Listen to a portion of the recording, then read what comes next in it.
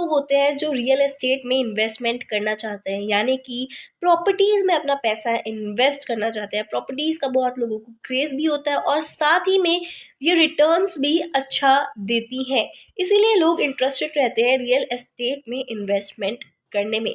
लेकिन real estate में investment करते टाइम पे बहुत सारी प्रॉब्लम्स आती हैं बीच में, जिसमें सबसे पहली प्रॉब्लम है कि जो इन्वेस्टमेंट आपको करनी पड़ेगी उसकी अमाउंट बहुत ज़्यादा होगी, क्योंकि प्रॉपर्टीज़ की अमाउंट बहुत ज़्यादा होती है।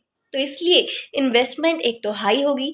दूसरा, पहले कोई अच्छी प्रॉपर्टी ढूंढना जो आपको लगे कि एक अच्छे एरिया में है, या फिर जो एरिया है वो आगे डेवलप होगा और इसलिए प्रॉपर्टी के रेट बढ़ेंगे, तो उसका फ्यूचर का देख कर फिर आप प्रॉपर्टी लेते हो। तो एक तरीके से एक अच्छी जगह देखना, अच्छी प्रॉपर्टी देखना, फिर उसको खरीदना, फिर वेट करना उसके रेट बढ़ने का, और फिर उसके बाद एक अपना क्लाइंट ढूंढना, या कोई ऐसा बंदा ढूंढना जो वो प्रॉपर्टी खरीदना चाहता है। तो ये एक तरीके से एक टिपिकल प्रोसीजर है अगर आप रियल एस्टेट में खुद से इन्वेस्टमेंट करते हैं तब। तो अब अगर मैं आपको कहूँ कि इन सब का एक कलेक्टिव सॉल्यूशन है, जिसमें ना तो आपको ज़्यादा पैसा लगाना पड़ेगा, ना ही आपको कोई अच्छी प्रॉपर्टी खुद से ढूंढनी पड़ेगी, ना ही आपको उसके लिए कोई बायर ढूंढना पड़ेगा।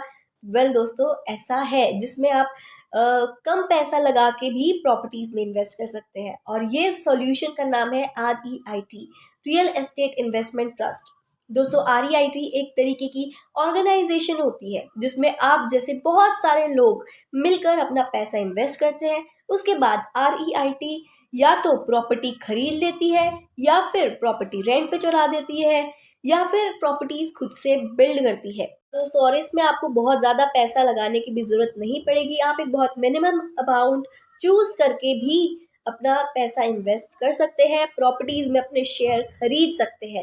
बताती हूँ कि REIT काम कैसे करता है। जैसा कि मैंने बताया कि पैसा लगाते हैं बहुत सारे लोग मिलके, इन्वेस्ट करते हैं REIT में। REIT या तो प्रॉपर्टी बिल्ड करती है, या फिर प्रॉपर्टी खरीदती है, या रेंट पे लगाती है, और फिर उसके बाद जो भी उनकी वहाँ से या तो रेंट आ रहा है, या फिर जो भी रेवेन्यू अर्न करती है REIT, वो आगे अपने इन्वेस्टर्स के साथ उसके शेयर को बांट देती है। दोस्तों, तो REIT में आप दो तरीके से अपने पैसे लगा सकते हैं।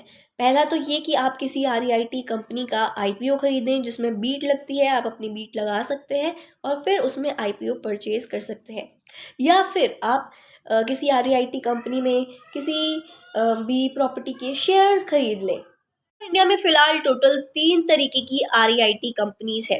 वेल, अगर बात करें कि REIT कंपनी आपको पैसा किस तरीके से देती है, यानी कि आपका जो शेयर है वो आपको किस तरीके से मिलेगा, तो इसमें भी 2 तरीके होते हैं। वेल, फर्स्ट ये है कि REIT कंपनी आपको जो आपका प्रॉफिट है या फिर आपका पैसा है वो आपको डिविडेंड की फॉर्म में दे, यानी कि जो भी उनको पैसा बच रहा है, उनका रेवेन्यू जो भी जनरेट हो रहा है जहाँ पे आपने इन्वेस्ट किया है अपना पैसा, उन जगहों पे जो भी उन्होंने शेयर खरीदे हुए हैं या फिर उन्होंने रेंट पे चढ़ाई हुई है कोई प्रॉपर्टी, तो वहाँ से जो भी रेवेन्यू वो अर्न करते हैं, यानी कि उनके सारे खर्चे निकालने के बाद जो रेवेन्यू बचता है, उसमें से एटलीस्ट 90% उनको अपने सारे इन्वेस्टर्स में डिस्ट्रीब्यूट करना पड़ता है। तो डिविडेंड के फॉर्म में वो जो रेवेन्यू है वो आप सभी लोगों में डिस्ट्रीब्यूट हो जाएगा जिसने उस शेयर में इन्वेस्ट किया है। तो दूसरा तरीका ये है कि आपको जैसे जैसे जिस प्रॉपर्टी में आपने इन्वेस्ट किया है, जिसके आपने शेयर खरीदे हैं, उस प्रॉपर्टी का जैसे रेट राइज होता है या धीरे धीरे रेट बढ़ना शुरू होता है, तो वो रेवेन्यू आपको मिलता रहेगा।